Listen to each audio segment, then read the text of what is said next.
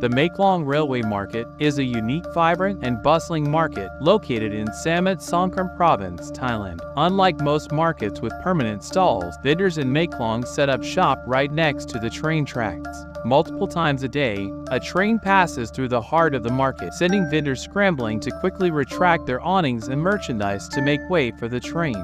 After the train passes, the vendors just as quickly put everything back in place, creating a bustling market once again. It's a spectacle that draws tourists from around the world who come to witness the seemingly choreographed dance between the market stalls and the passing train.